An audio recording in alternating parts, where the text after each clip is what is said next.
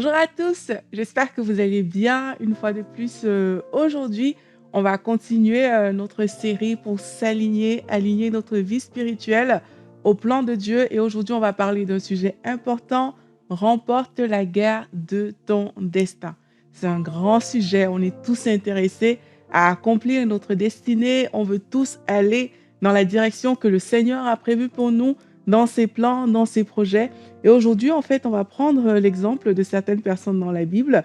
On va voir que c'est possible d'accomplir sa destinée.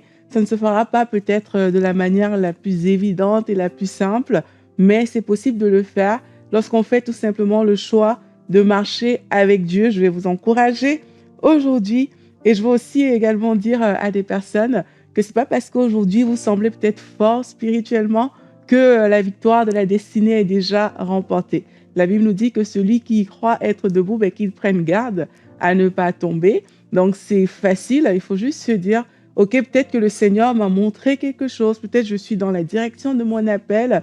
C'est super. Mais moi aussi, je dois être vigilant. Moi aussi, je dois continuer ce combat. Je dois m'efforcer de marcher et de continuer à marcher sur ce chemin que le Seigneur nous a donné. Alors, dans la parole de Dieu, on voit qu'il y a des personnes qui étaient destinées à faire de grandes choses. Et je vais beaucoup parler de Moïse aujourd'hui parce que c'est le cas qui m'interpelle le plus. Il était destiné à faire de grandes choses. Et la Bible même le dit que Moïse était grand, il était puissant en Égypte. Donc, il avait une certaine force, il avait déjà une certaine carrure, si je peux dire ça comme ça. Il était déjà respecté du peuple. Et pourtant, ce n'était pas ça que Dieu a prévu pour lui. Dieu avait prévu pour lui qu'il soit le libérateur de son peuple. Et Moïse a vécu toutes ces années, juste comme vous et moi, on peut vivre aujourd'hui, sans réaliser forcément qu'il y avait un plan particulier sur sa vie. Et au moment où il a réalisé, il a voulu entrer dans ce plan par ses propres forces, si on peut dire ça comme ça. Il a vu un Égyptien qui était en train d'attaquer un Juif. Et là, il s'est précipité pour défendre tout simplement son frère. Et on connaît la suite de l'histoire. Il a dû fuir dans le désert et puis il est revenu après une rencontre qu'il a faite avec Dieu. Alors, lorsqu'on veut remporter la guerre de son destin, le premier point que j'aimerais amener ce matin, c'est de dire on a besoin d'une rencontre avec Dieu. Et quand je parle de rencontre avec Dieu, je ne suis pas en train de parler juste, oui, d'aller à l'église le dimanche, de lire la Bible une fois en passant, de faire ce genre de choses. Ce n'est pas de ça qu'il s'agit ici. Il s'agit d'une vraie rencontre, il s'agit d'un face-à-face, il s'agit d'un type de rencontre qui a le potentiel de changer ta vie et de changer le cours de ton histoire. Et ça, quand on le vit avec Dieu, on le sait, parce que ce n'est pas quelque chose de banal. Ce n'est pas juste, OK, je suis allée à un culte aujourd'hui, il y avait la présence de Dieu, tout était merveilleux, c'était super. Non, il y a des rencontres que lorsqu'on fait dans les temps seul avec Dieu, il y a quelque chose qui se passe, cette chose doit se passer et c'est cette rencontre qui va vous permettre, qui nous permet d'accomplir notre destin et de remporter cette victoire. Alors Moïse, il a eu sa rencontre où c'était au niveau du buisson ardent. Moïse, comme je vous ai dit, il était déjà grand en Égypte. Il avait certainement beaucoup de puissance et de force, vu qu'il a attaqué un homme et il l'a tué. Donc, il avait une certaine force. Et quelquefois, c'est ça, on peut avancer dans la vie. On a une certaine carrure, une certaine prestance. On a des titres, on a une force, on a des diplômes. On a beaucoup de choses qui peuvent sembler nous qualifier sur le papier. Mais par rapport à la guerre du destin, on n'en est pas encore là. Il y a quand même quelque chose à l'intérieur qui est difficile, quelque chose où on sent que il y a un niveau qu'on n'a pas tout simplement atteint ou alors il y a un chemin sur lequel on n'est pas en train de marcher qui est le chemin de Dieu. Moïse, une fois qu'il a eu sa rencontre avec Dieu au niveau du buisson, là, tout a changé. La Bible dit dans Exode 3 que Moïse il est arrivé à la montagne de Dieu. Ça, c'est une précision importante parce qu'il faut aller à la montagne de Dieu. Donc, il faut se présenter devant le Seigneur pour vivre véritablement cette rencontre. Et l'ange de l'Éternel lui apparut dans une flamme de feu au milieu d'un buisson. Moïse regarda et voici le buisson était tout en feu et le buisson ne se consumait point. Moïse dit, je veux me détourner pour voir quelle est cette grande vision et pourquoi le buisson ne se consume pas. Et on connaît la suite de l'histoire. Ben, il a eu une conversation avec Dieu qui lui a annoncé qu'il sera le libérateur de son peuple parce qu'il a entendu le cri de son peuple. Donc, il a eu cette rencontre-là.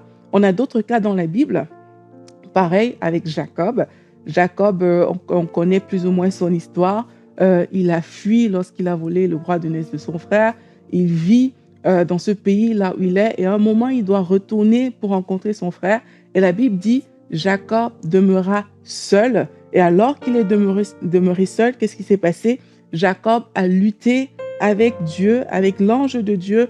Et cette nuit-là, son nom Jacob a été changé en Israël. Il a lutté pendant toute la nuit, mais c'était la nuit où Jacob est devenu Israël et où son histoire n'a plus été la même parce qu'il a pu hériter des promesses de Dieu le concernant. Donc, qu'est-ce qui s'est passé dans le cas de Jacob? Il y a eu une rencontre qui a changé le cours de son histoire. C'est pareil avec Paul. Si on va dans le Nouveau Testament, on voit que sur le chemin de Damas, alors que Paul est en train de persécuter les chrétiens, mais qu'est-ce qui se passe? C'est que il entend la voix de Dieu. Et puis là, c'est Jésus qui lui dit, mais pourquoi est-ce que tu persécutes en fait mon Église? Et là, on voit également que dès cet instant, la vie de Paul change radicalement. Lui, il a vécu à ce moment-là sa rencontre avec Dieu. Pourquoi est-ce que je vous parle de ces différents cas? C'est parce que je sais et je suis convaincue qu'il y a des rencontres qu'on peut avoir avec Dieu, mais qui ont le potentiel de changer le cours de votre histoire. Le cours de notre histoire à tous a le potentiel d'être changé, mais pour ça, il faut une vraie rencontre.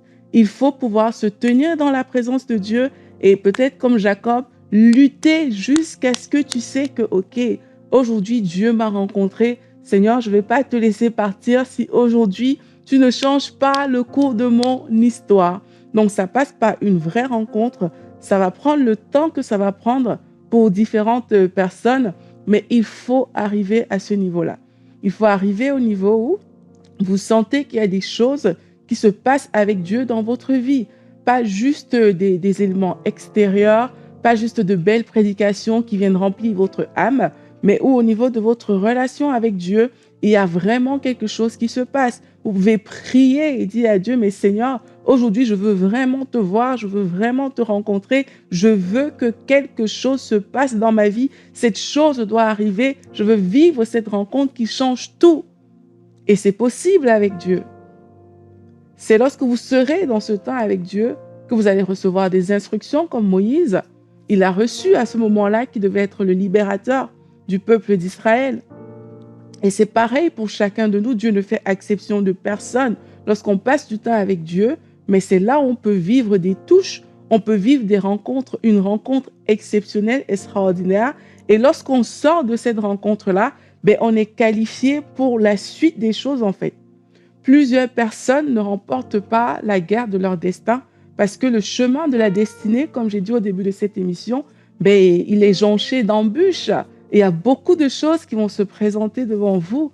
Et si on ne ressort pas de cette rencontre-là, malheureusement, on ne fera pas le poids devant les situations, devant les challenges, devant les défis, parce que cette rencontre a le potentiel.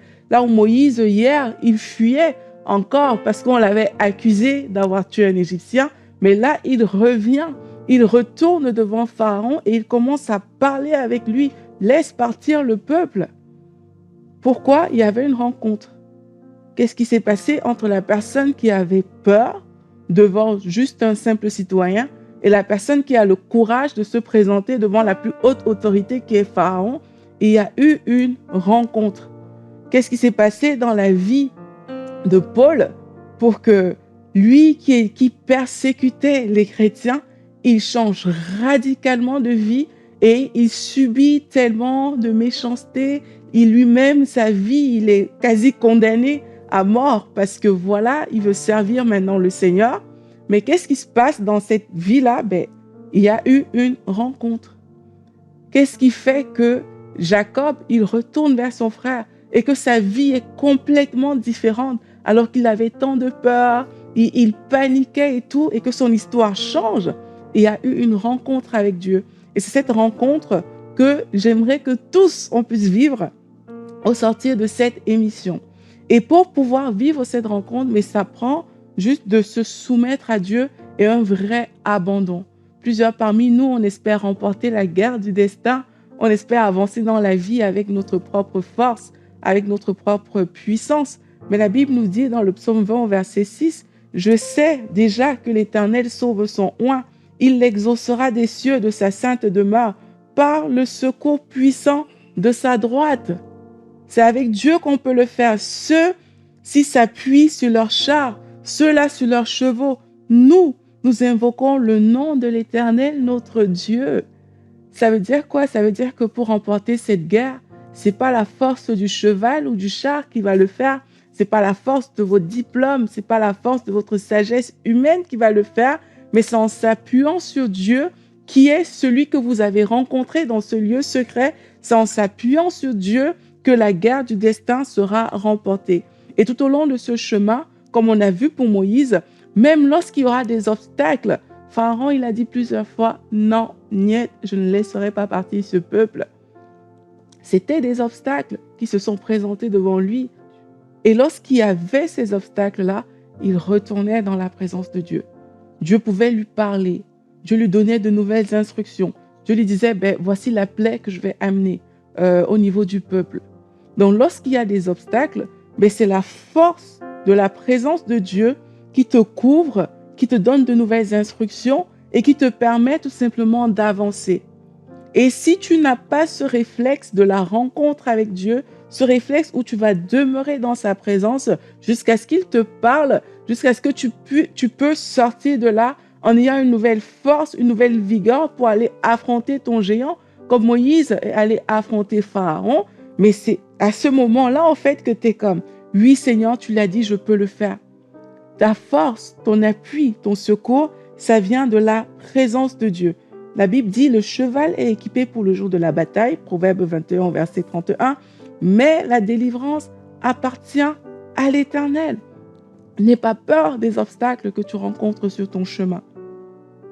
On va voir demain comment est-ce qu'on peut se tenir, on peut en finir avec ces hauts et ces bas, où un jour on est bien, on a la victoire, on sent que voilà, on est au ciel, et le lendemain, tu as l'impression que tu es en enfer. On va voir ça demain, mais ici, tout ça, c'est pour vous dire qu'on doit pouvoir rester dans cette mesure où on sait que parce que Dieu est là, parce que c'est Dieu qui a parlé, la chose, elle va se faire. Oui, les défis vont arriver, ça fait partie de la vie, mais ça va se faire. Et il faut décider de ne plus trouver des excuses face aux obstacles qui se dressent devant nous. C'est trop compliqué, c'est trop ceci, c'est trop cela. Il y a tel qui a fait comme si, ça ne fonctionne pas. Non, c'est dans la présence de Dieu que vous allez aller puiser la force. La force qui vous permet, même lorsque ça ne fonctionne pas, de dire, moi, je vais avancer dans cette direction. J'irai dans ce sens parce que c'est Dieu qui a parlé. Décide d'avancer pour voir les plans de Dieu, pour voir les buts de Dieu et décide d'avancer coûte que coûte. C'était pas facile pour Moïse. Ça n'a jamais été évident pour Paul, encore moins pour Jacob, mais ils ont avancé et ils ont accompli ce que le Seigneur avait prévu pour eux sur cette terre. Et nous aussi, en tant qu'enfants de Dieu, ce ne sera pas facile tous les jours, mais coûte que coûte, on doit choisir d'avancer en sachant que notre force se trouve dans la présence de Dieu, en sachant que si on ressort de la présence de Dieu, en l'ayant rencontré, mais il y a des choses qui vont se passer dans notre vie. On va prier ensemble vraiment pour voir cette présence de Dieu se manifester dans notre quotidien. On va dire à Dieu, Seigneur, devant cette guerre, il y a beaucoup de points qu'on aurait pu aborder par rapport à la guerre du destin, mais devant cette guerre, Seigneur, nous savons que le point principal, c'est la rencontre avec toi. Je vais aller voir Gordon et Julie et on va prier ensemble.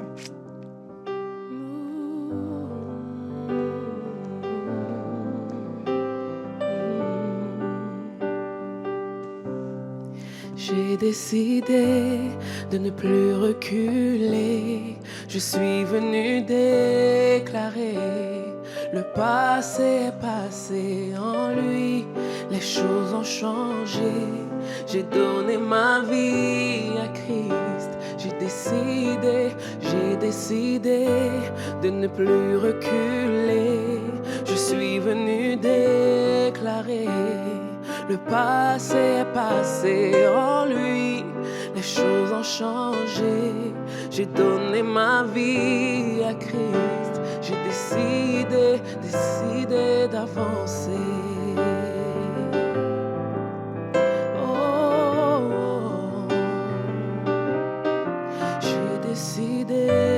De ne plus reculer, je suis venu déclarer, le passé est passé, en lui les choses ont changé. J'ai donné ma vie à Christ, j'ai décidé de ne plus reculer. Je suis venu déclarer, le passé est passé, en lui les choses ont changé. J'ai donné ma vie à Christ, j'ai décidé d'avancer. Alléluia, Seigneur, nous décidons d'avancer avec toi. Nous décidons d'avancer avec toi malgré les obstacles. Nous décidons d'avancer avec toi malgré les situations. Nous décidons d'avancer avec toi, Seigneur Jésus-Christ. Quel que soit ce qui se dresse devant nous, quelles que soient les impossibilités, nous décidons d'avancer avec toi. Nous décidons de marcher dans tes voies, de marcher, Seigneur, sur les traces du destin que tu as prévu pour nous, quels que soient les géants, quels que soient les obstacles. Seigneur, nous levons nos yeux vers toi aujourd'hui. Nous levons nos yeux vers toi et nous choisissons d'avancer dans tes voies. Nous choisissons de marcher, Seigneur, sur ton chemin.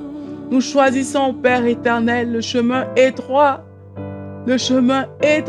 qui nous mène vers la vérité, qui nous mène vers notre destin, qui nous mène vers tes plans, qui nous mène vers tes projets. C'est le chemin que nous choisissons aujourd'hui, Seigneur Jésus. Nous choisissons d'emprunter ce chemin envers et contre tout. Nous choisissons de ne pas baisser les bras devant la guerre du destin. Nous choisissons de ne pas baisser les bras, même si c'est difficile aujourd'hui, même s'il y a des défis, Seigneur, même si les choses semblent compliquées. Nous choisissons d'avancer. Nous choisissons de regarder à celui-là dont la présence suffit pour nous permettre de marcher dans cette voie, d'aller sur ce chemin, pour nous permettre d'accomplir, d'affronter ces géants. Nous choisissons, Seigneur, de regarder à toi. Nos yeux se tournent vers toi, Seigneur Jésus-Christ. Et là, on avait baissé les bras. Aujourd'hui, nous relevons notre tête. Nous relevons notre tête et nous choisissons d'avancer sur le chemin de Dieu. Nous choisissons d'avancer. Nous choisissons de nous reprendre, de nous ressaisir pour aller vers toi, Seigneur. Seigneur, tu es le Dieu qui nous a touchés. Tu es le Dieu qui a changé notre vie. Tu as changé notre histoire. Tu es le Dieu qui nous a donné un avenir, une espérance. Tu es notre Dieu. Tu es notre Dieu. Nous voulons remporter la guerre du destin. Ça passe par une rencontre. Ça passe par une rencontre. Seigneur, nous voulons te rencontrer. Nous voulons te rencontrer. Nous voulons vivre cette rencontre. Nous voulons vivre cette rencontre avec toi, Seigneur Jésus. Nous voulons vivre cette rencontre avec toi. Cette rencontre comme Moïse devant ce buisson. Seigneur, nous voulons monter sur ta montagne. Nous voulons aller dans ta présence. Là où tu es celui qui compte. Là où on se détourne des autres choses comme il s'est détourné pour se focaliser sur toi, pour se focaliser sur ta parole, pour se focaliser sur ce que tu as à dire, sur ce que tu penses. Seigneur, nous voulons monter sur ta montagne et nous voulons vivre cette rencontre. Cette rencontre qui a le potentiel de changer notre vie. Cette rencontre qui a le potentiel d'écrire une autre histoire avec nous. Seigneur, nous voulons vivre cette rencontre. Nous voulons être touchés par toi. Nous voulons être touchés par toi, comme Paul a été touché sur ce chemin. Nous voulons que ta lumière brille sur nous, que ta lumière brille sur nous, Seigneur, et que nous puissions avancer dans les voies que tu as prévues pour nous, sur les sentiers que tu as pour nous, au nom de Jésus-Christ. Seigneur, nous voulons vivre une rencontre avec toi. Nous ne voulons pas nous contenter des touches personnelles par-ci, par-là, que nous pouvons avoir des sensations, peut-être dans nos églises. Seigneur, ce n'est pas suffisant. Nous te demandons une rencontre forte aujourd'hui, une rencontre qui va bouleverser notre entendement, une rencontre qui va nous repositionner dans ta direction, une rencontre qui va tout changer. La rencontre qui va tout changer. Et s'il faut tenir comme Jacob toute la nuit, Seigneur, accorde-nous la grâce de tenir. Accorde-nous la grâce d'insister. Accorde-nous la grâce de demeurer dans ta présence. Accorde-nous la grâce de te chercher jusqu'à ce que nous soyons revêtus de toi, jusqu'à ce qu'on ait la force d'avancer malgré les obstacles, jusqu'à ce que, Père, on ait le courage de se présenter devant les pharaons et de dire: laisse partir le peuple, laisse-moi avancer dans la direction que le Seigneur a prévue pour moi, dans le couloir de ma destinée, laisse-moi avancer. Seigneur, nous voulons vivre ces choses. Nous voulons être revêtus de ta puissance, revêtus de ton autorité. Et là où hier on avait peur, là où hier c'était dur, là où c'était compliqué, Seigneur, attire-nous dans ce lieu de la rencontre. Attire-nous dans ce lieu de la rencontre, là où les défis ne comptent plus, là où les défis ne comptent plus, là où ils ne pèsent plus lourd dans la balance, mais là où c'est toi qui nous portes, tu nous conduis, tu nous guides, tu donnes ta parole et nous avançons avec cette parole. Tu nous touches dans ce lieu de la rencontre et nous avançons. Seigneur, je veux prier pour toutes les personnes qui ont peur devant leur destin. Pour toutes ces personnes, Seigneur, qui, parce qu'elles n'ont pas encore vécu quelque chose de fort dans ta présence, ces personnes qui peut-être la chose forte s'est limitée au moment où elles t'ont accepté. Seigneur, je prie afin que tu descendes dans les maisons et que par ta puissance, cette rencontre forte ait lieu. Que cette rencontre ait lieu. Seigneur, accorde à mon frère, à ma sœur, le courage de demeurer dans le lieu secret jusqu'à ce qu'il te touche, jusqu'à ce qu'il te voie, jusqu'à ce que tu parles et qu'il entende clairement, jusqu'à ce que toutes les peurs s'enlèvent, jusqu'à ce que les angoisses quittent, jusqu'à ce qu'il y ait un repositionnement vers ta volonté, un repositionnement vers tes plans, un repositionnement vers ce que tu veux faire, vers ce que tu veux voir. Esprit de Dieu, recouvre ton peuple de la puissance qui permet d'aller de lieu en lieu, qui permet de faire du bien, qui permet de te voir, de te toucher, de t'entendre, de te parler, qui permet de remporter la guerre du destin.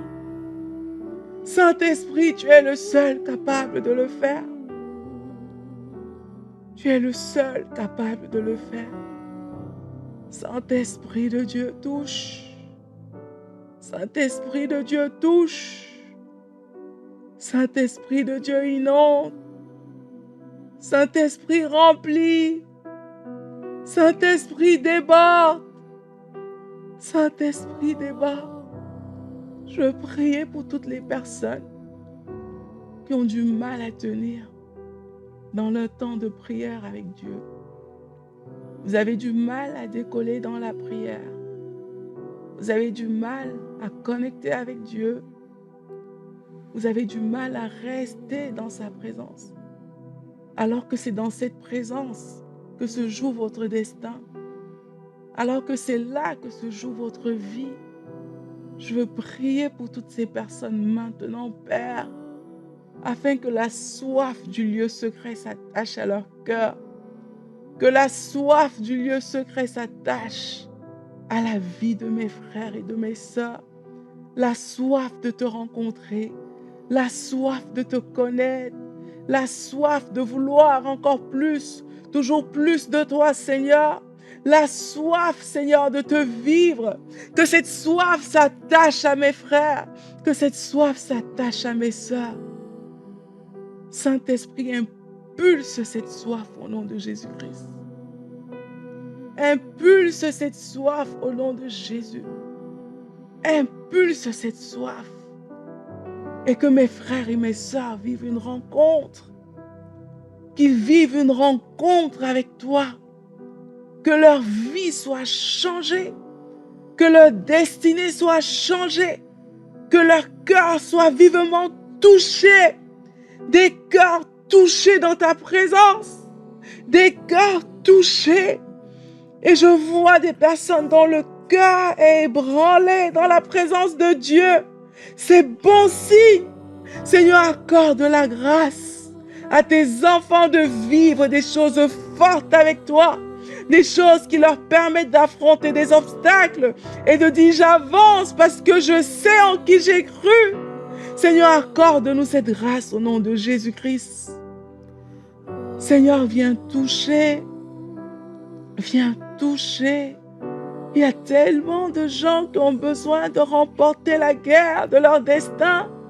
Il y a tellement de gens qui ont besoin, Seigneur, de regarder à toi pour avancer, de vivre cette rencontre. Seigneur, viens toucher. Viens inonder, Seigneur Jésus-Christ. Viens remplir ces personnes qui ont soif. Viens remplir ces personnes qui ont faim. Viens, Seigneur Jésus. Viens, Seigneur Jésus. Et agis avec force.